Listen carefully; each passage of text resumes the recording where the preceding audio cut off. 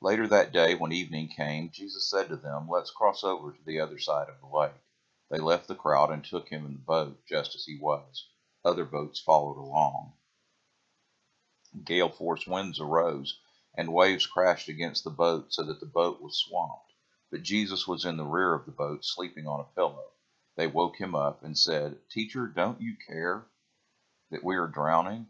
He got up and gave orders to the wind, and he said to the lake, "Silence, be still." The wind settled down, and there was a great calm. And Jesus asked them, "Why are you frightened? Don't you have faith yet?" Overcome with awe, they said to each other, "Who then is this? Even the wind and the sea obey him." Mark 4:35 through 41 in Common English Bible. Jumpsuit. That is our now former Bishop, Janice Riegel Huey. Bishop Huey retired. Her last official day of work was Wednesday of this past week. And one of the last things that she did was go skydiving. The cabinet, which consists of the 9 district superintendents, the 4 mission center directors, and the assistant to the bishop, gave her the gift of a skydiving jump. I'm actually told that that's the official thing, but really that it was Reverend Morris Mathis, who's the district superintendent of the Central South District, who gave it to her in the name of the cabinet. And one of the last things that she did her last couple of weeks as our bishop was to go jump out of a perfectly good airplane. I don't understand that. Yeah, I don't get it. Why do people jump out of perfectly good airplanes? I mean, it's not a thing that I'm afraid of heights, because I'm not. But I don't get why somebody would even do such a thing. I mean, it just makes no sense to me.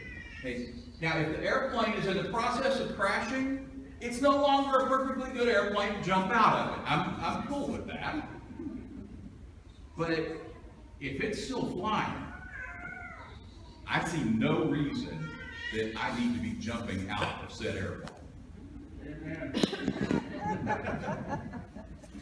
And Bishop Huey, God bless her, did just such a thing.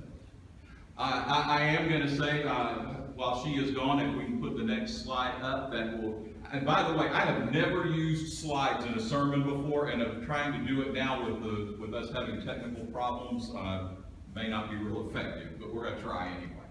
I've got a picture of Bishop Scott Jones, and he is our new bishop. That is him preaching somewhere. I found it on the internet. I don't know where he was preaching, but he is our new bishop. And I wanted you, since I said he was now our former bishop, I wanted you to see our new bishop. Irrational fears. And I asked the kids if there was anything they were afraid of, and they told me no. And I'll get to that part here in a minute. But there are irrational fears that most all of us have of some kind or another. My wife is not a person that you want to be in the car with you if you are going to go over a tall bridge. Particularly if said bridge has a curve in it. And tall bridges, period, and if she thinks that the lanes are too narrow, I mean, they could be 100 feet wide, but if she thinks they're too narrow, she is no fun to be in the car. And by the way, I had her permission to tell you all this. I thought that it just might be my driving. So I thought, I'll let her drive. It'll be better that way. Yeah, it was. It doesn't matter who's driving. If she's in the car with you and you come up on a tall bridge, just pull up to the side and kick her out. I mean, you'll have a lot more better enjoyable trip that way. One such bridge is this bridge that goes over the Houston Ship Channel at Beltway 8. And yeah, she doesn't do well on it. Not at all. And it doesn't have a lot of curve to it, but it's pretty tall. And she's not a fan. She's not a fan of heights. We, a couple of years ago, made a trip to California to go see our grandkids, and this picture's kind of hard to tell, but that is the Grand Canyon behind us. We took my parents with us, who will be with us, by the way, next week. And we went. Each of us picked one thing we wanted to do besides just going out to see grandkids. And this was Cindy. She wanted to go see the Grand Canyon. Person afraid of heights that will not drive over a bridge and wants to go see a giant hole in the ground. She wouldn't even walk out on the observation deck. I had to actually coax her, and she's squeezing the life out of my arm. A tourniquet couldn't have squeezed it any harder than she was squeezing it in that picture. And yes, it was very cold. Anyway, we went there, and I'm not even going to spend a lot of time talking about while we were in San Diego driving over the Coronado Bridge, which that thing is tall enough an aircraft carrier can and does go underneath it. And you can see the great big curve right there. Yeah, it was interesting. But just because I'm not afraid of heights, I do have a respect for them. But just because I'm not afraid of them doesn't mean I don't have my own irrational fear. And I know that some of you are going to agree with me on my fear, although I hesitate to say what it is with Bobby Naren in the room. Because I probably will live to regret it. But my irrational fear is snakes. Amen. I knew I wouldn't be alone, but I want to tell you, I don't consider a fear of snakes all that irrational. I mean, they are poisonous, and any of them can kill you, because the heart attack that you have when you see one can be enough to kill you as well. But what makes my fear of snakes so irrational is if a snake comes on television, I cover my eyes. I don't even want to watch. You can take it down anytime. I live by the adage that the only good snake is a dead snake. Amen. I truly have a very irrational fear of snakes. And I know that I'm not the only one, because Kelly's already just admitted that he's right there with me. Actually, seeing them on the screen like that and they're not moving doesn't bother me. It's when they're moving that I get kind of upset. And I do have, like I said, I have that respect of heights.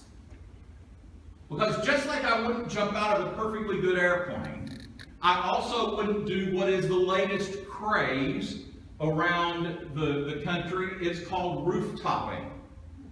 And people go to the tops of the roofs of buildings and other tall things, and they do things like sit on the edge while somebody takes their picture.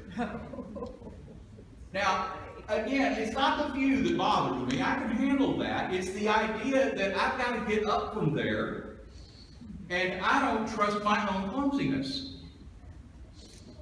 And people are going on all sorts of things to do this, quote, roof-topping. Crazy heights sometimes. And this is I don't know what this is this guy's standing on, but there isn't much to it. And people will get on top of those buildings and they'll climb to the top of an antenna and then hang from one arm while they take their cell phone out and snap a picture of them with the other.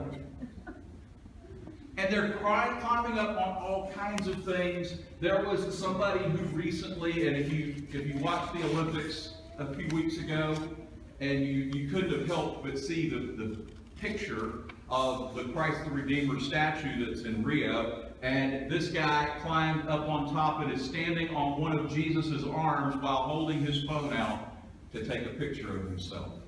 Now, there have always been risk takers around us, people who will go out and do crazy stuff. But now they've taken it a step forward, because if they got a camera in their hand, it used to just be going and telling the story to your buddies. That was enough. Now you need a picture to prove that you actually did what you say you did. And it's crazy. People have just gone crazy.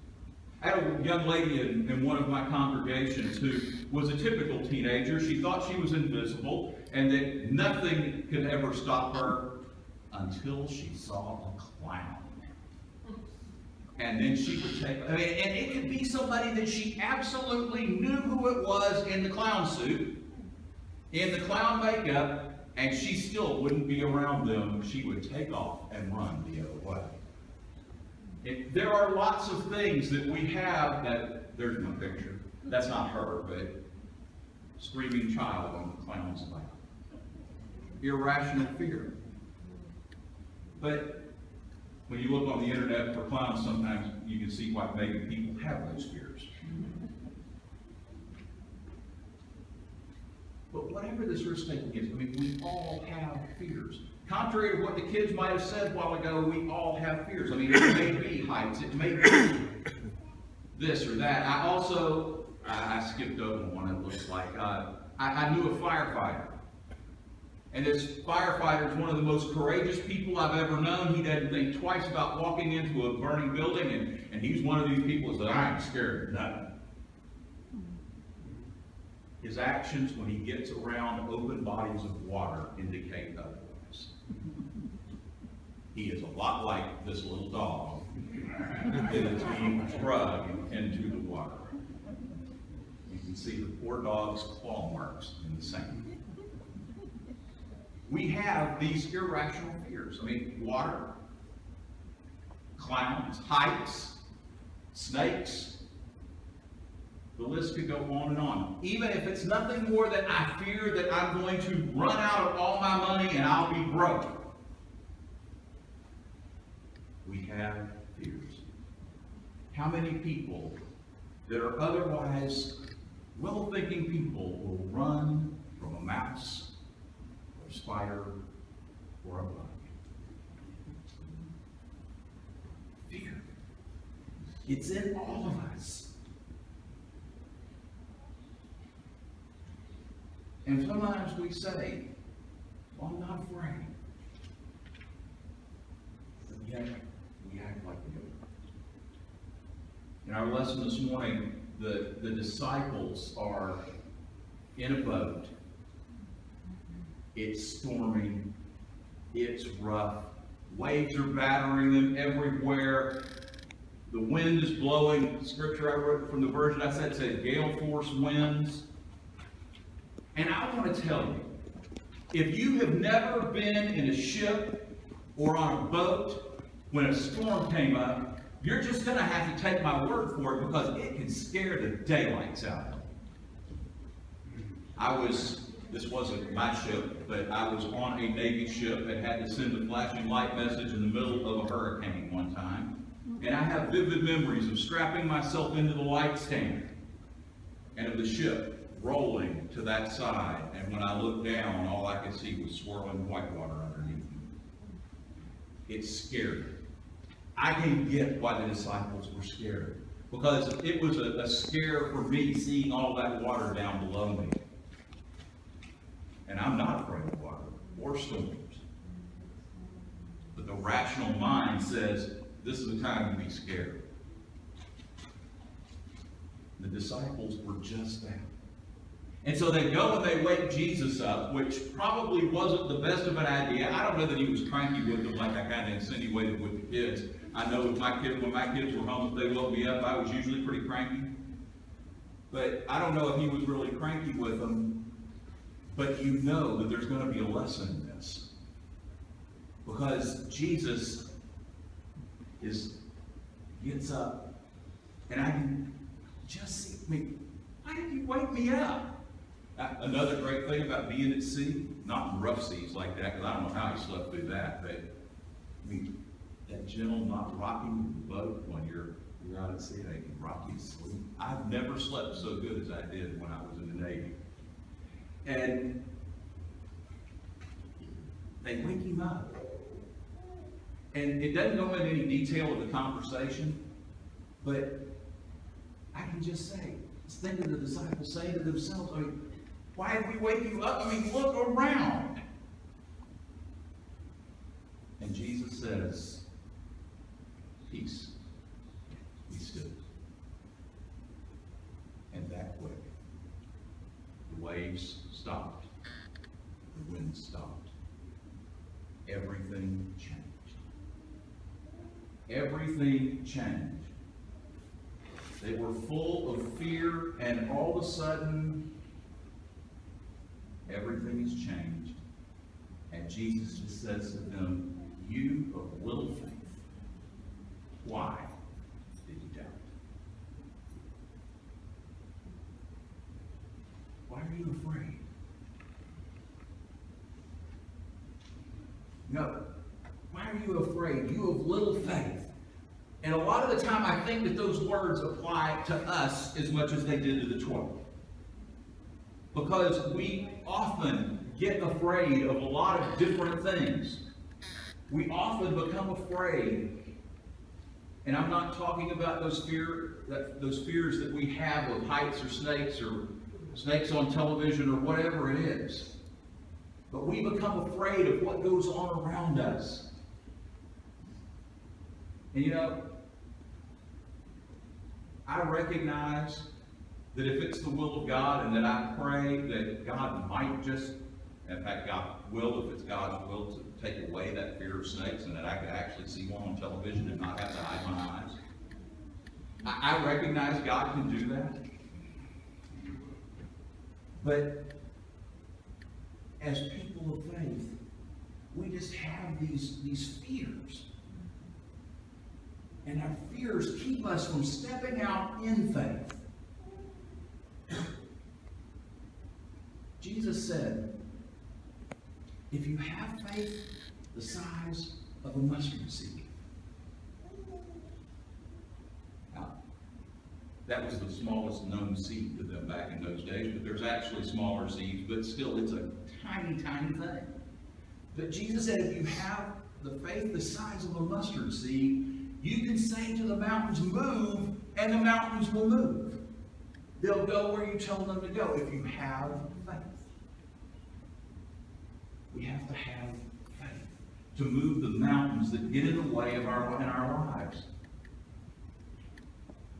Because our fears keep us from doing the things that God calls us to do.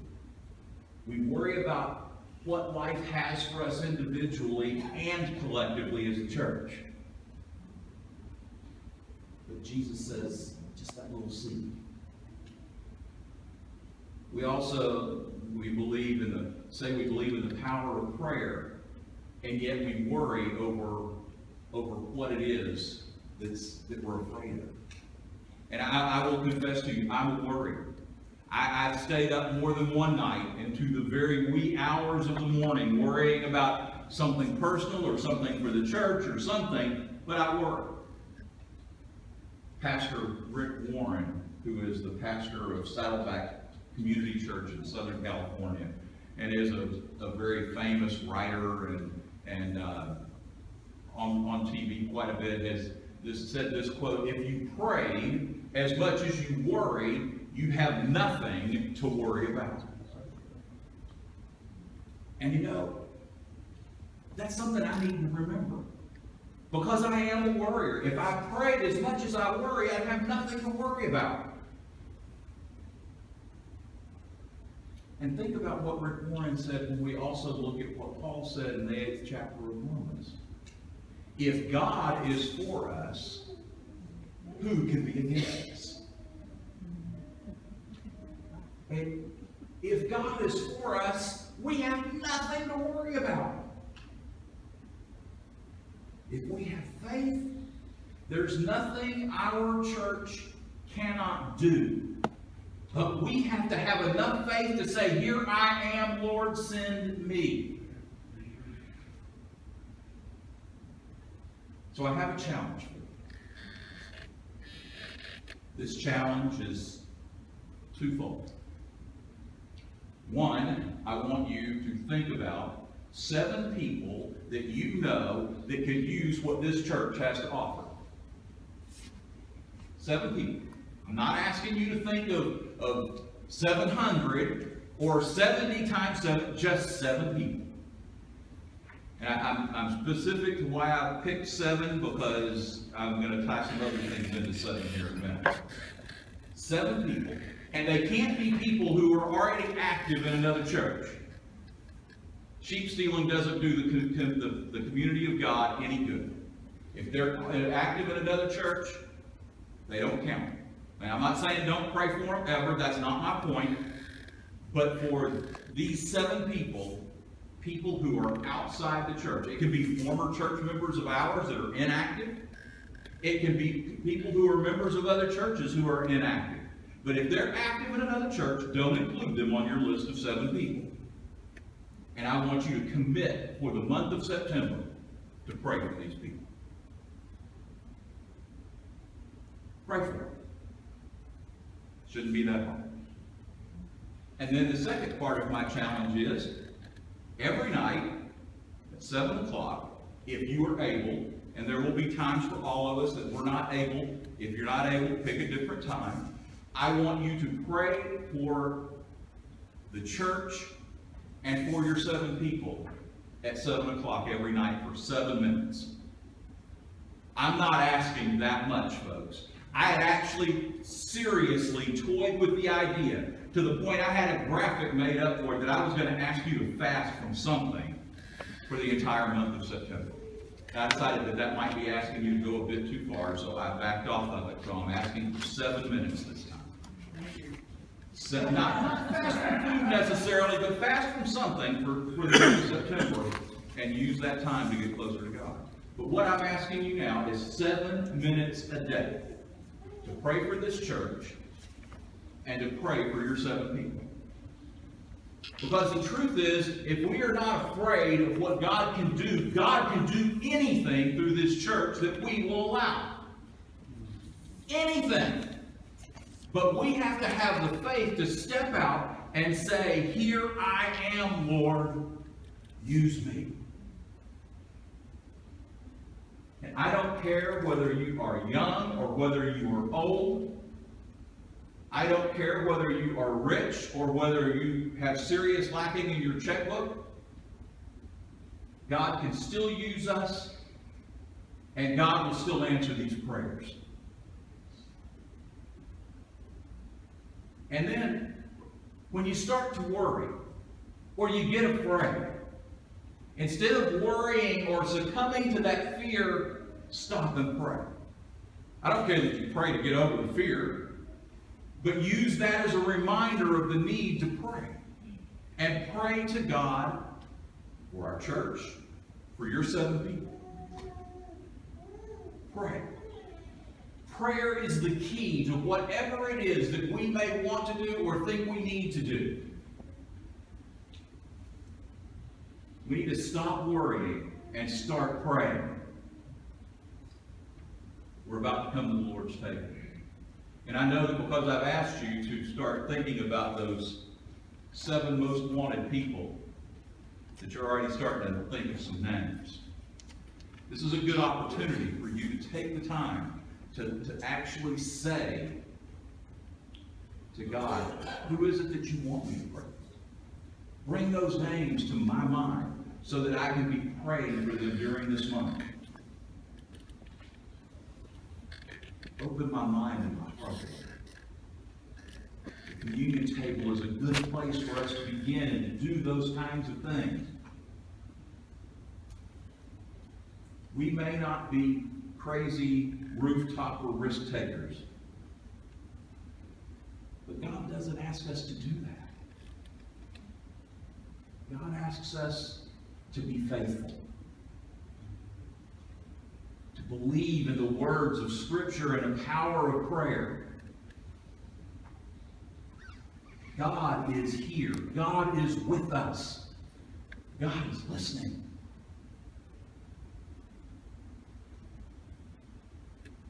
Are we willing to open ourselves to God? God calls on us not to take those risks, but to have faith. Because where God is, there is always hope. And God is with us. Thanks be to God. In the name of the Father, and of the Son,